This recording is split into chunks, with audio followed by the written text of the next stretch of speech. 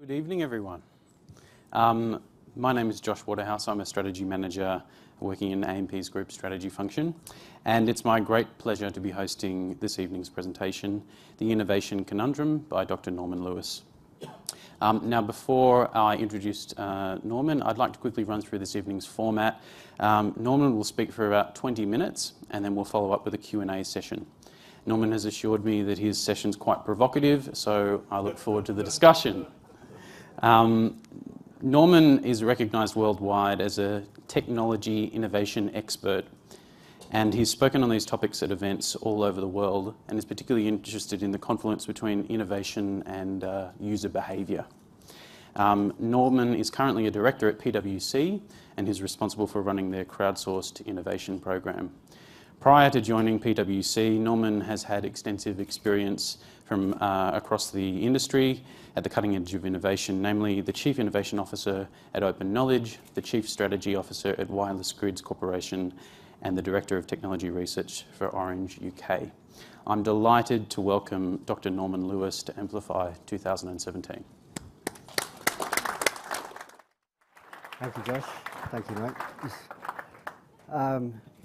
Thank you and good evening. And I know I stand between you and your commute home, so I do appreciate the fact that you're here still. I just pressed the green button, do I? Thank you. Right, so I thought that what I would do, well, before I do that, I just want to make one point, which is, it's a point I made the last time I was at Amplify, which is that I really do find the fact that AMP does this extraordinary. I really do. I really want to congratulate them because I think this is very inspirational in terms of having an event that allows your people to spend time thinking about different things and to be challenged by views that they might not come across, I think is excellent. I think that really does go towards fostering a kind of questioning culture of innovation, which I think is sorely lacking in a lot of companies. So, congratulations on that. So it's a real pleasure to be here. So in that spirit, I thought what I would do is I would, like most people do these days on the internet and social media, is I'd share a picture of a cat. It's nice. I mean, honestly, this is great, isn't it? This is what this technology allows us to do. Anyway, okay, a slight diversion from what I want to speak about. What I want to speak about is what I call the Innovation Conundrum. And let me illustrate what that conundrum is. 1973, first mobile phone call that was made. This is Martin Cooper, who was the head of communications at Motorola.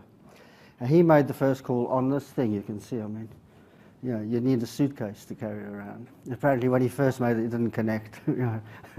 So same thing happens to me all the time, even today. But really interesting, it cost $4,000 then, which is about $21,000 in our money today.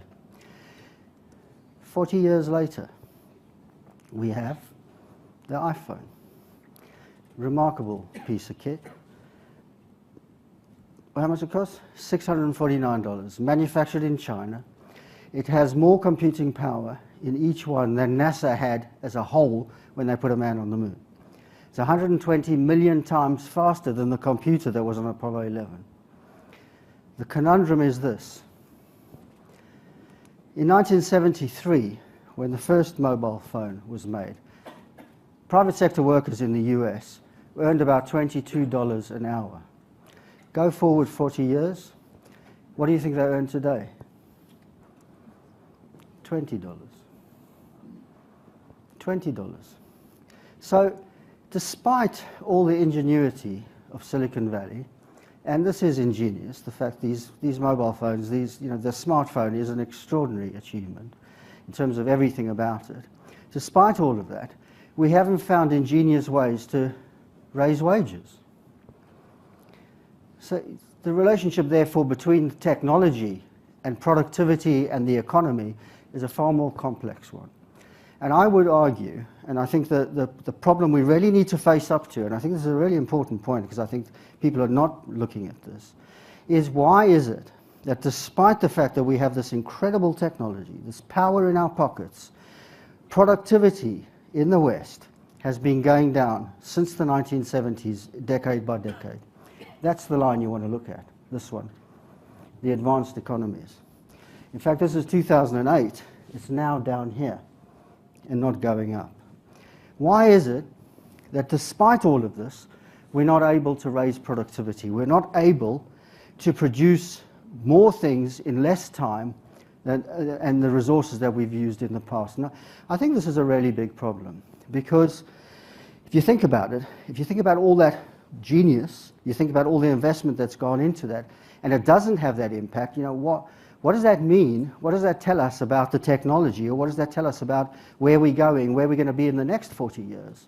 You know, there's some very, very significant questions that have to be asked, which I think a lot of people are avoiding. What's happened in this period? Does anybody know what these figures might be? My earnings per annum? No. I don't think so. These are the number of titles you'll find on Amazon.com or Amazon in the UK that have got innovation in their title. So what we've seen is, in this period, we've seen a growth of books about innovation. Huge. You know, I mean, that's the one area of growth. There's been books about innovation. But its impact on the economy has been null, essentially, has been going backwards. And, you know, that tells me something, because in reality, what's happened since the 1970s, this is the key point, there's been a reduction in the amount of new higher technology capital per worker. That is the fundamental point to understand. What that means is that we've got high-tech companies who are up here, who are performing remarkably well. You know, the Apples of this world, the Amazons, the companies that are being driven by this technology. But once you move beyond them, there's no impact. And if you read the OECD reports on this, they make this very point, that the gap between the high-tech companies, the high-tech performers, and the rest of the economy has grown, that the diffusion has not occurred beyond those very small number of those companies. And that's a really, you know, critical point. So we've been running, and we're standing still. We're like hamsters. You know, the more we do this, and the more interesting thing about this, and I'll stop this in a sec, is the perception we have is that things are moving so fast. The perceptions are that we're living in this unprecedented moment of innovation, that we've never seen this kind of level of change, etc. But it's having no impact. In fact, what we've actually seen increase is our sense of uncertainty, our sense of destabilization, and stagnation. Western economies have been stagnating for the last 40 years. There have been a few blips, gone up and down, and we've had crises and all of that, but if you look at it overall, I would argue that we've actually been in a truncated long depression. We've been bubbling along the bottom. There hasn't been the up or significant down, we've just kept it going. And that indicates something to me, very significant, which is that the cycle of innovation diffusion has been interrupted. And let me explain what I mean by that. The cycle is the following. Through research and the development of science and the breakthroughs that we have around that, we create technologies. These technologies are adopted, and they get diffused through the economy by the way that they get adopted by people, how they're used in business, etc. Just think of past technologies, like electricity, that its real impact was to transform the way we manufactured. So we went from steam to electricity. That took 50 years. And that impacted everything, because the impact it had on our ability to produce meant that it really increased productivity. And as a consequence, all incomes rose. We had huge growth. Think particularly of the post-war boom. That was very significant from it. That's the diffusion that happens. The diffusion then goes across the economy. Everybody benefits. You have economic growth, rising income across the board. And this actually then spurs the next round for people to invest again in science. And you have that cycle that goes on and on. But what part of this is that a lot of the old capital that is no longer productive gets destroyed, goes by the by. So those companies that can't stay in business they go out of business. The areas that become productive, the areas that become attractive because they attract a higher profit than the others because they are new to the market, that's where the investment flows. And so you see the circle being completed again and again, but at a higher level. My argument is that that has been interrupted. It has been interrupted since the end of the post-war boom. Then we were looking at the 1970s. So this is not something that just happened last week, or the financial crisis in 2008. This is something that's systemic, that has been going on for a number of decades. And I think people are just refusing to look at this. You know, we keep telling ourselves how innovative we are. We keep telling ourselves how unprecedented all of this is, how wonderful we are. And in reality, we are unproductive. We are less productive than we were 40 years ago. And so, you know, but that's not even, let's just be clear, productivity, for example, in China is far higher. And the reason for that is that their manufacturing began at a period where they could use more advanced technologies for their manufacturing process. They didn't have the legacy systems that we've had in the West, and therefore they were able to produce at a much more productive level. But even in China, things are slowing down in the same way. So what I want to try and look at is why has that really happened? It's a complex thing, ladies and gentlemen. Just let me be clear that that diffusion, that from research, science, technology, adoption, diffusion, is a complex, it's not a linear process. It doesn't, you know, follow. There's many routes that it takes, and it's quite a complex one. But I want to look at a couple of factors that I think have really influenced why this has occurred and why it's impacting us the way. And I think it's to do with risk culture. It's to do with what's occurred over the last 40 years is that the zeitgeist is one that has become very uncomfortable with change, with uncertainty. And we're looking for predictability in everything that we do. And I think this is driving so much of what is happening in our society today. And I think that's very, very backward, and I'll explain why I think that's very, very dangerous. I'm not saying that we shouldn't be aware of risks, but I think risk management is not the same thing as dealing with uncertainty, because the future is uncertain by definition. You can't, you know, make the future certain. This is a billboard that was on the streets of London at the time of the avian flu threat. You remember when we were all going to die from birds, from bird flu? Now, you know, I took this picture because I was so flabbergasted when I saw this. And you just stop and think. You're walking down the road and you come across this. And you're saying, say scientists. Our scientists are saying we've got to lock up our chickens. You know, a society that is scared of its chickens, ladies and gentlemen, is not going where no man went before. Right? You know, we have really become, you know, we are like, you know, caricatures of ourselves. But it's more than that. The precautionary principle, I don't know if you're aware of the precautionary principle, but the principle, put very simply, is this. You don't do something unless you know exactly what the outcomes are going to be. Okay? Think about that. And this is really something that's been very strong in the kind of environmentalist outlook that I think has become dominant across society, that if we don't know what the impact is going to be on nature, we shouldn't do it. So this is something, for example, that's enshrined in EU law. That is, you know, for example, they will not allow any genetically modified crops to be grown in Europe. A scientific breakthrough that could help to feed millions and millions of people, and we will need to do more of that given the fact that we're going to have 9 billion people on the planet soon. We're going to have to become more productive in our agriculture. You're not going to be able to do that. And this is a very important, I think, illustrator of what the problem is. Because if you think about it, if what you're concentrating on are expected outcomes, what that means in reality is that you concentrate on what you know. You don't explore the unknown because you don't know what the impact of that might be. So if you look at what's happening in R&D spending across the world, by the way, these are the figures I got from our PwC study that was done in 2015. $680 billion in R&D. But you know what, ladies and gentlemen? American consumers spent $2 billion more on crisps than the federal government spent on their energy research. in the first decade of the 21st century, American companies spent more on tort litigation than they did invest in research. Because what's happening is that while that global figure appears to be very big, 618 billion, what's really going on is that it's going into D. The majority of it now is going into D. In other words, you exploit what exists. It's about products that can be taken to market, that can be commercialized. You know there's a return to be had. If you think about that for a minute, it sounds good. You know, from the boardroom perspective, it makes a lot of sense. Why invest in things that you don't know are going to be successful?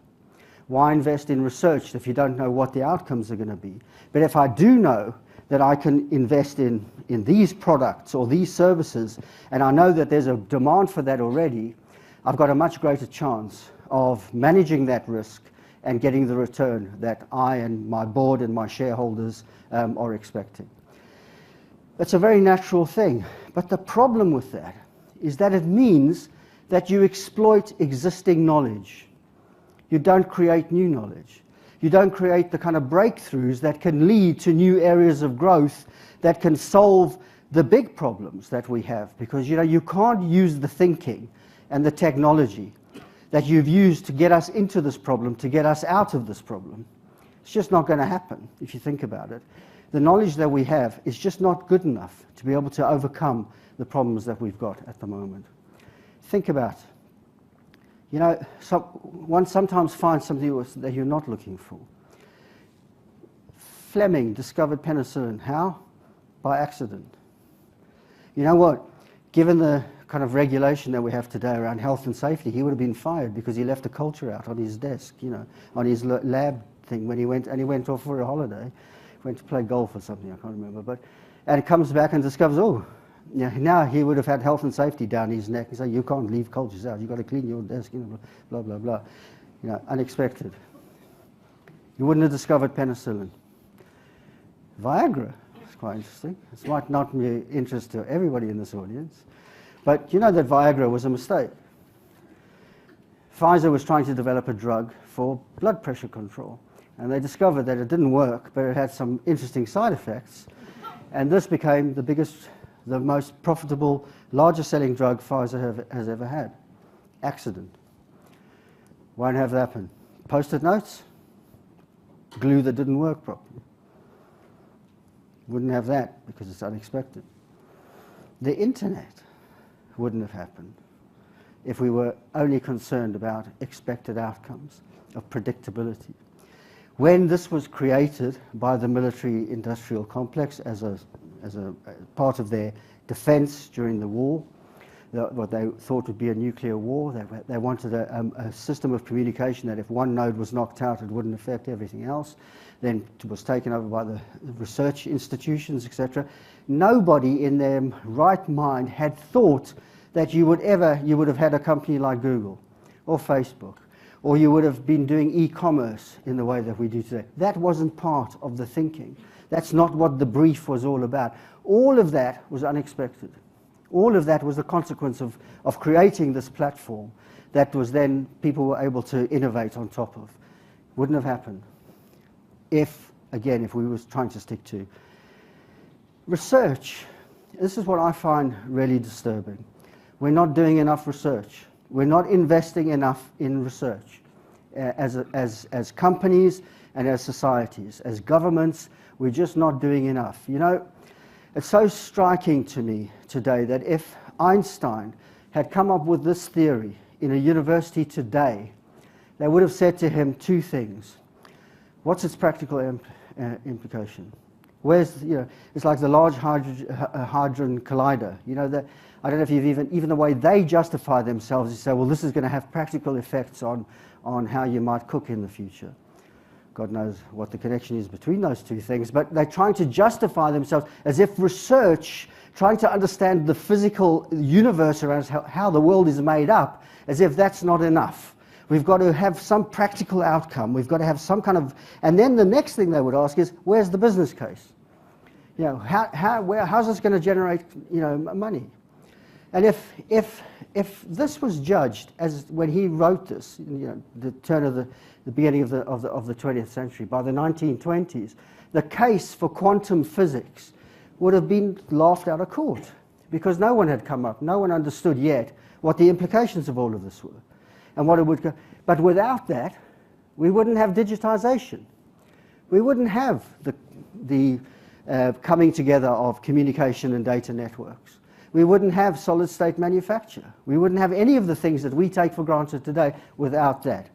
And he wasn't doing this because he was thinking, oh, I could make some dosh out of this.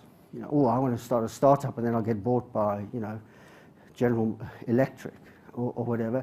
He was pursuing a beautiful, honest, wonderful, ambitious, imaginative quest to try and understand the world, to understand the environment we were in, nature, our position in the universe. These kind of questions we all asked ourselves when we were children. What's it all about?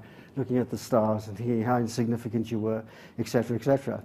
Brilliant, fantastic. And so we've lost that, I think. I think we've become so pragmatic in the way that we look at the world. I think what we've really done is we've scaled back on ambition. And that, to me, is a tragedy. I think it's a crime against humanity, to be frank. Because without ambition, without that quest to go where we've not gone before, we can't push beyond the boundaries of what we know. We can't discover new things. And it's just remarkable to me. There's so many good stories that you can, if you're not familiar with the history of this, it's really worth studying this a bit because it's really inspiring.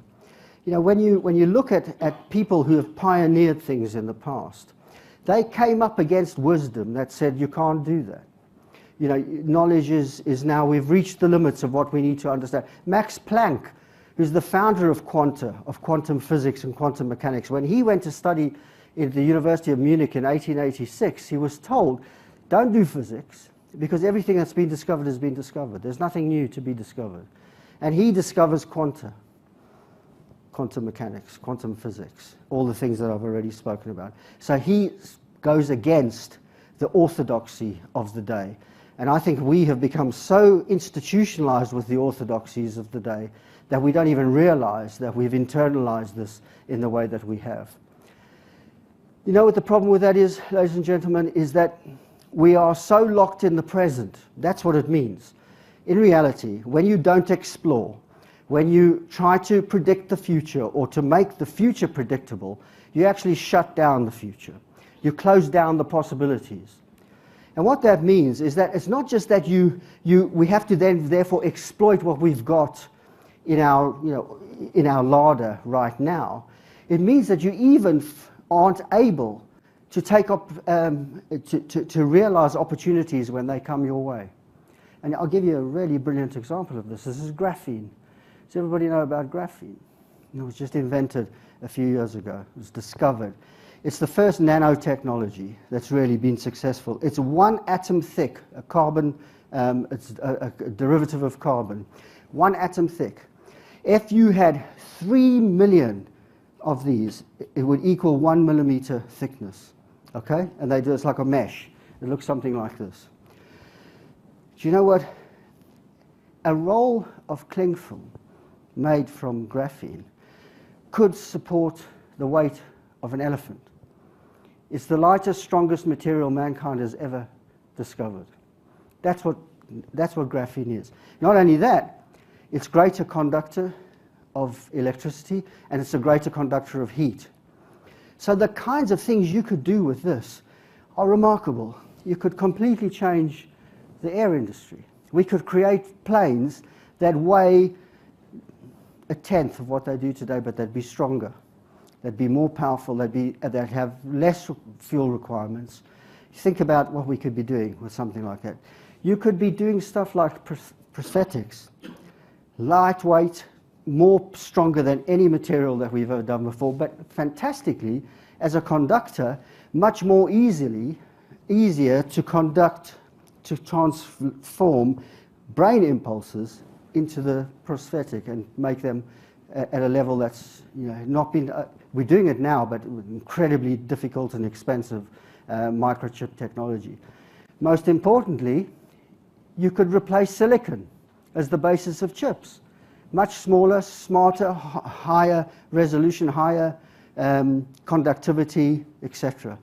You could create screens. The wonderful thing about graphene is that you can stretch it and it doesn't lose its strength. So we could have screens that were flexible. We could completely refashion our devices using this material. And here's the rub. The inventors of this, two professors at Manchester University, just read an article with them recently. The point they made was that the potential of this is not being realized at the moment because no one, not one company in the world, is prepared to put in the level of investment that's required to actually realize this. So for Boeing, or for one of the big air manufacturing companies, for them to use graphene to replace the existing steel and all the alloys and stuff that they are using would mean that they have to recapitalize, they have to completely change, they have to remachine their entire operation. That is worth, that is billions of dollars of investment. It's not going to happen. So we're not going to realize the potential of that. We will realize it in small ways or whatever. It just seems to me that, here you've got the opportunity to do something truly groundbreaking, and it's there right in front of us, and we don't seem yet to be able to master what we could do with this. And, that is really worrying for me because it says to me that even when something like this comes out of a research program by accident, we're not able to exploit it in the way perhaps we would have done in the past. So I think we've really diminished our ability to solve problems. Well, that's what we're doing. And we're not doing this consciously. It's quite a difficult concept to grasp. I think this is the overall cultural impact of all of this, is that we lower our expectations. When the results we get are lowered, it seems like confirmation to us that what we've done is the right thing. We've kind of held back, and so this is a self-reinforcing loop that basically means we're spiraling lower and lower continuously rather than the opposite. We're taking little baby steps. So this debate about is it incremental, is it disruptive, is it revolutionary, is it radical, I think these are all meaningless concepts in this context because it doesn't matter whether you're doing small steps or big steps. When you have something like graphene that you can't implement, that diffusion circle is not happening. And therefore, in reality, we're just caught in an incremental loop. We're just using what we know today. This is not going to happen. Not that this does happen in reality. And so how do we perceive this? How do we experience this? We experience this as disruption. I can't tell you how often that word comes up in every day of my working life. And I'm sure in yours as well. Are we being disrupted? Or are we being, this is going to be disruption. But, I want to challenge you on this. Is this disruption? What Uber's doing. The sharing economy. As my father would have called it many years ago, sweating your assets. Is this disruptive? I don't think it is. They might be disrupting the way taxi drivers are doing, but this is having no impact beyond. Apart from maybe in the future, it might change the way what happens with cars and how we own cars. But it's not going to change anything beyond that. Very, very narrow. This is disruptive. The Model T Ford comes along. What happens? It doesn't just displace these guys. It displaces these guys using this anvils. Anybody who was doing, helping to keep horse carriages and stuff, they lost their jobs. That was the end of them. Guys who were cleaning the streets, you might notice that's Charlie Chaplin. But look what it did for energy. What the petrochemical industry as a consequence of the demand of the motor car. Look what it did in terms of the forecourt. What it did in terms of business models for buying cars, insurance, the whole industry that emerged as a consequence of that. What it did for the road, the impact that had across society and indeed across the city. That was the basis of the modern city. If you think about the car and the impact that it had in terms of the impact it had on how cities were designed, real estate, You know, the impact was huge. In other words, across the entire economy. That's disruptive. So that meant lots of people lost their jobs, but many more jobs were created. Better jobs, more high-paying jobs. That's how the cycle worked. And that's what happened in the past. Now, I don't see that happening with, I mentioned electricity earlier. Do you know that when electricity was invented and it started to be used, the big discussion was, what's going to happen to gas lights? You know, gas lights in the home. People that are doing that, they're going to lose their jobs, etc. But electricity revolutionized manufacture, revolutionized production. I made this point earlier. And its impact was huge. It completely transformed the modern economy. And that's what I think we need to be looking at. So what's really happened is we've reined in creative destruction.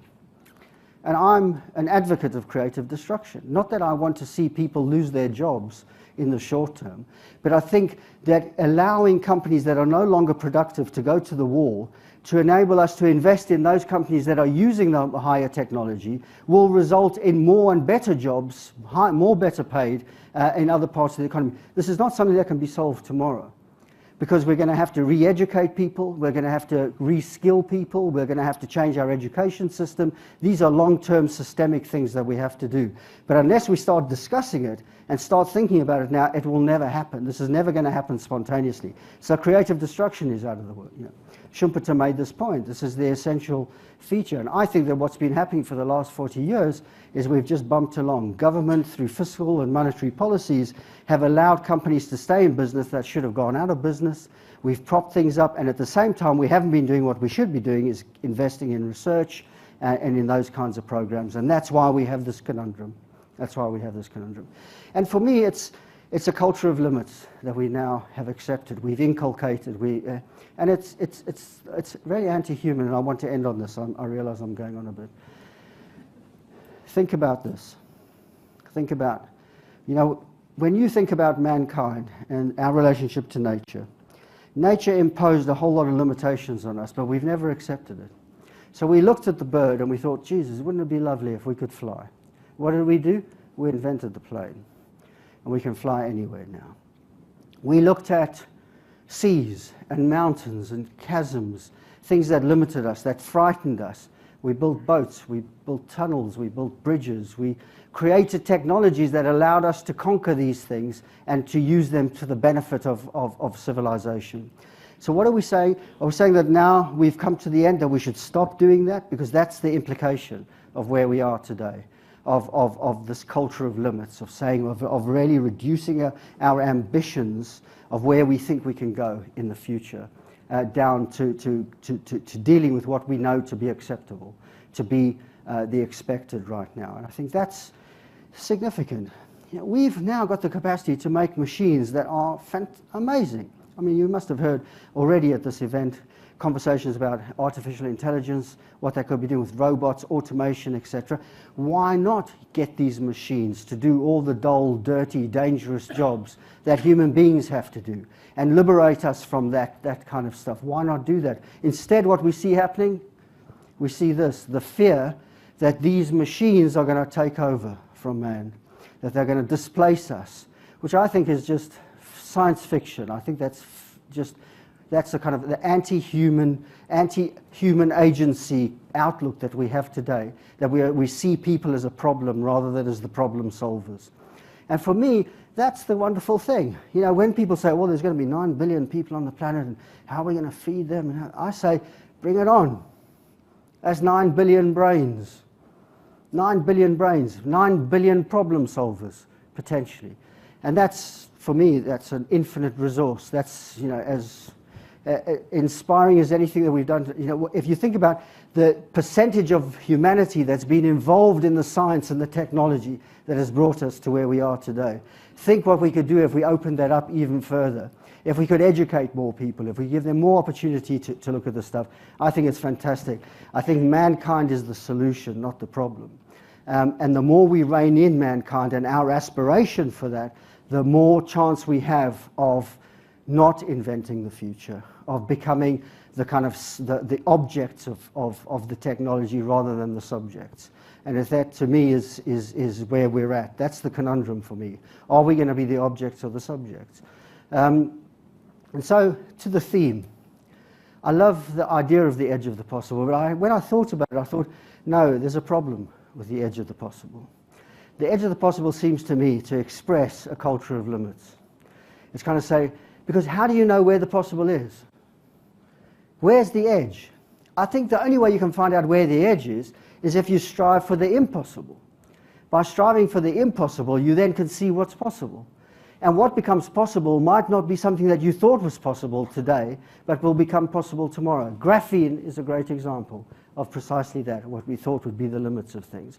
So, my point is, let's push for the impossible, because that way, I think we can overcome this conundrum. Thank you.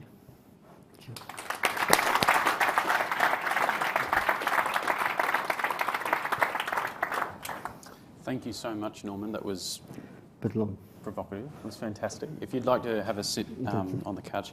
I'm going to open the floor to questions. If you could just raise your hand, and there'll be a roaming mic which will come around and mic you up. Any takers? I've got a couple pre-prepared. Yes, we've got one down here.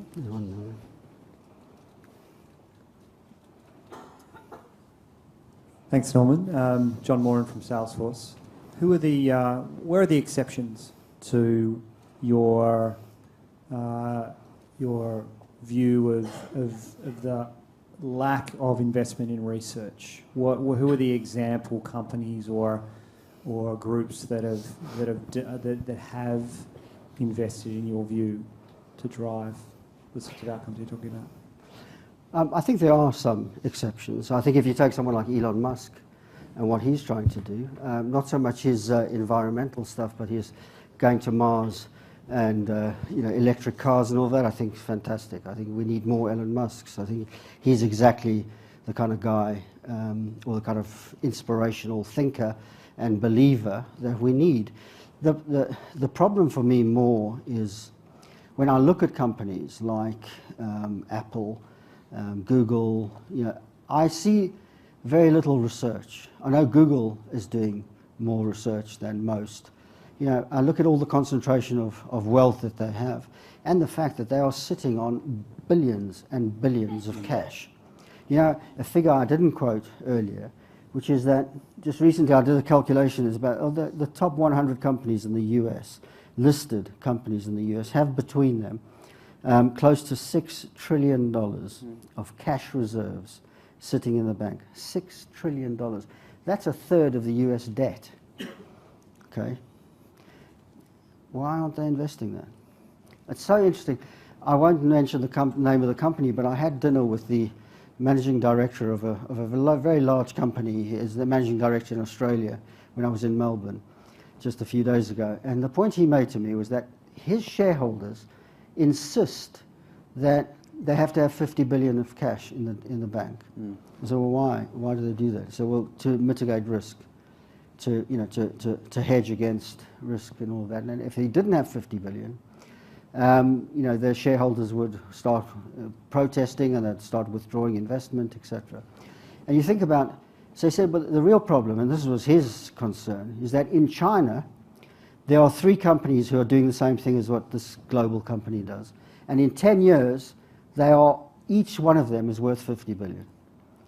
So his point was, they are more advanced, they're investing more in newer machinery, more smarter, etc.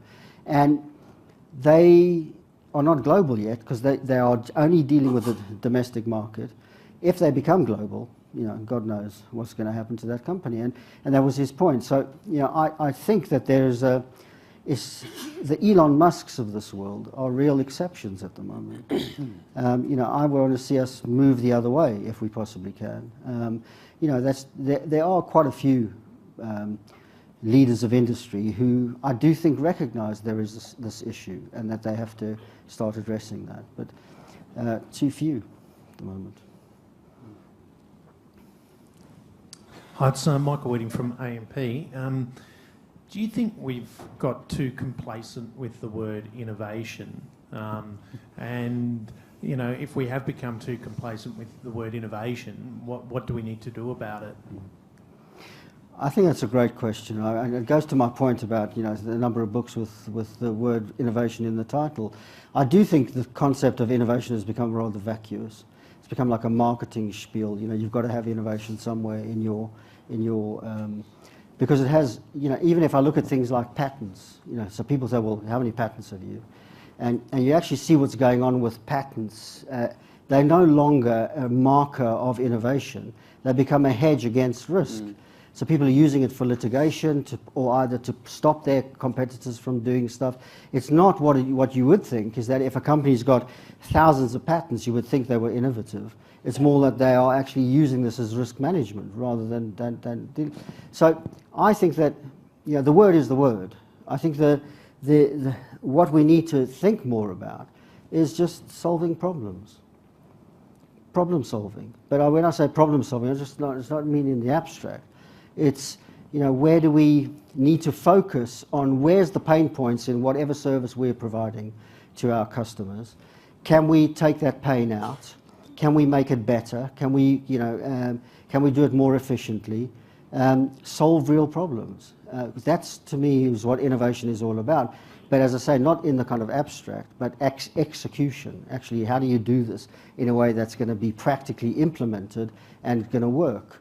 You know, I see so much of this going on at the moment, particularly, for example, in the whole fintech sector. And there's a big, you know, huge amount going on in this in the UK at the moment. And I look at these startup banks, and they are really good. I mean, I belong to Monzo, which is this new bank that's just being created, which is fantastic.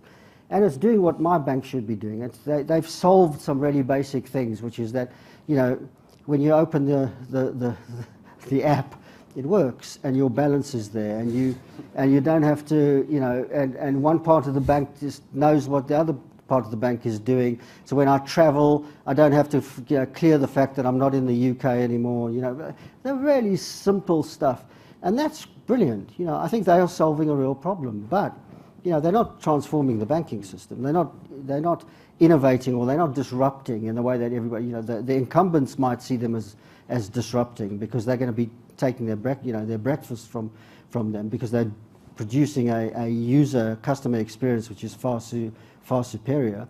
That's good for them, and I think that's good if the banks then have to, you know, get their act together and start, you know, solving that problem themselves and getting rid of their legacy systems and blah blah blah. So, you know, I think there's things are happening, but let's get back to what innovation really is about, which is about solving problems. Is part of the problem of that we're not facing the same sort of scale of problems that we were facing when we made some of those really massive technological breakthroughs early on?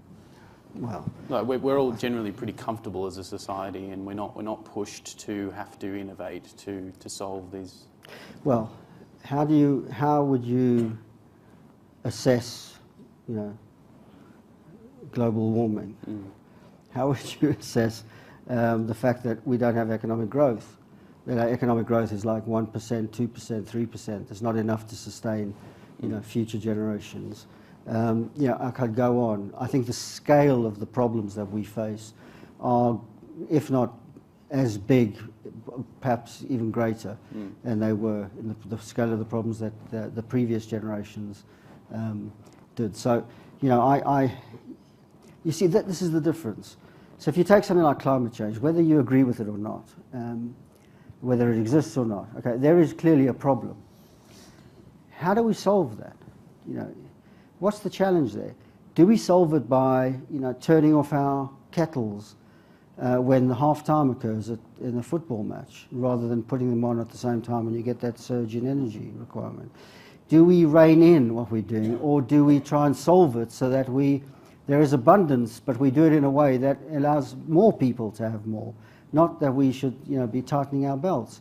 That's the difference in approach. The difference in approach to what I think is the kind of the way society looks at things today, and where I think we need to go in the future, which is that it's like, you know, when you've got economic problems, you know, you can only go so far by cutting costs, by you know, reining in stuff, because at some point you have to find new areas of growth. You have to create new value. You can't do it on the basis of what you have of sweating your assets. You've got to do something new. And that's the challenge. And I think we are systematically evading that, frankly. I really do. I'll throw it to Craig Ryman. Yeah, Craig. Yeah, Craig Ryman. Thanks, Norman. You promised an interesting discussion today, and it's fascinating. It's a complex problem, isn't it? Even just thinking about your discussion on Monzo Bank, where they've come out and they're competing on a different customer experience. They haven't created a new market. They're just taking a market away from someone else. So in some respects, it's incrementalism rather than true innovation as well, isn't it? One of the graphs that worried me a bit over the last day and a half was the number of unicorns that have grown in the last 10 years and the concentration that we've got now, and so therefore the market capitalisation in companies that are probably not creating new technologies but trying to leverage existing technologies in different ways in the same way we just discussed with Monzo. It all plays though to people looking to try and make a fast buck, and that's where wealth is being generated, and if they back the right horse on that, they can become very rich very quickly. So I'm just trying to work out how do you actually create the inspiration to go and solve some of the big problems, or the market, or the conditions for that? One of the examples you gave earlier was around the internet, and that was solved by a necessity of war almost, or war being quite a challenge. And then JFK around getting to the moon, and he created a sense of real ambition to strive for and unite a nation. I don't know or can't see where either that source of necessity or inspiration or ambition is going to come from today, particularly when politics seem to be about winning the next election as distinct from creating a different world to live in. Well, I think you raise a really excellent question. It's one that I struggle with continuously, but I think that there's no short-term, there's no magic solution here. I think the only way this is going to happen is, in the first instance, by insisting on us having this discussion, on at least publicly having this discussion and understanding what's the problem here in order to get some kind of consensus as to what you should do about it. You're so right about the example you give of Kennedy, because even though it was the Cold War and everything, when you watch his speech or listen to his speech when he promised to put a man on the moon, it's absolutely inspiring, because he says we're doing it not because it's easy, but because it's difficult. And because in the quest of doing this, we will discover new knowledge, we will open up new fields of knowledge, and we will change the world, essentially. And that's what they did. And he created a vision that people could buy into, that people believed. If you look at our politicians today, I mean, what's the vision? Should it be 1.2% tax cuts, or should the rich get 1.5 this? And you just, they open their mouths and you just like, you want to die. It's like, it's the most boring, uninspiring. They're technocrats. They're not political leaders. And actually, okay, so let me really throw some hand grenades out here. When I look at Brexit, okay, now Brexit, huge disruption. More disruptive than anything any startup's doing anywhere in the world. Why? Because the majority of people in Britain turned around to the political elite and said, we want control. We don't trust you anymore. We don't want to be part of what you're doing anymore. We want to get out of the EU. We want to have more control over what we do. And whether you're for or against it, what if we, as people in this room, I assume, are interested in innovation, what we should welcome is that this is the equivalent of Galileo saying to the church, no, we don't. The sun doesn't go around us. We go around the sun. This is challenging an orthodoxy, because what the political elite was telling the people was that we know what's good for you. We know that if we get out of the EU, it's going to impact this and it's going to impact that. And people said, well, we've had enough of your expertise. Thank you very much. It's not working very well. Our living standards are going down, etc., etc. We've had enough. We want to change. That, let me say, is going to have more of an impact on the change that I think we need in terms of attitude for the future than anything else that we've seen. Anything that's been written, anything that's been discussed, anything that I might say or anybody else who's trying to fathom out how we can begin to change this. Why? Because what it's saying is that change is about human agency. And the more we bring the human agent back into the fold, and not the technocrat, not the person that says, well, you know, ever since the end of the Cold War, as Margaret Thatcher said, there is no alternative to the market. Therefore, you know, you don't really have to worry about the market. It's just about technically managing how you run monetary policy and fiscal policy and all of that. And basically, and saying to us little people, keep out of it. You know, we're the experts. We know what we're doing. And what the people have said is, no, we don't believe you. We want to say in this. We want to be a part of that. And actually, when you think about it, technologies never have a life of their own. They get adopted by people. They get adopted by society. They get adopted by businesses. They inform processes. They don't have a life of their own. They come to life through our conscious decisions. And there you begin to see that something new is happening. Where it's going, who knows, but it's positive because it's basically saying the status quo doesn't stand anymore. And for the first time, and you know what's so interesting in the UK is that when that happened, I mean, everybody was in total shock. You know, the political elite, the media, came out with the most disgusting anti-popular populist statements about just basically the people that voted to leave were all racist, were xenophobic, they were misinformed, you know, all this fake news stuff, you know, basically, which is just their way of trying to understand how could they possibly disagree with us, you know, and it's completely wrong. You know, they're very opposite. You know, I was very much in favour of Brexit for the reason that I'm an innovator. I want to shake things up. I want things to change because it's through that process of change that the new will emerge. And that's where it becomes exciting. So, you know, far from being fearful, when I see Brexit, I think, wow, this is great.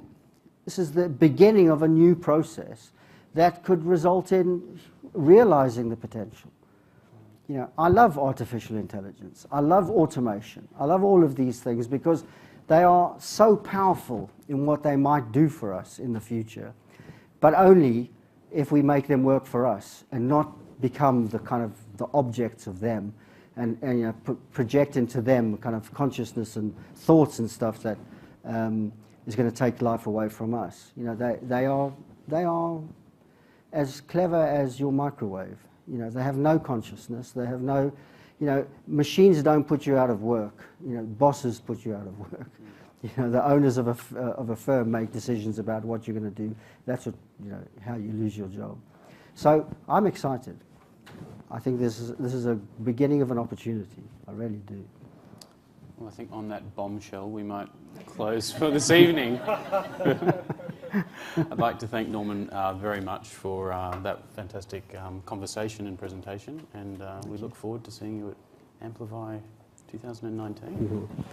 That'll be great. Thank you. Thank you.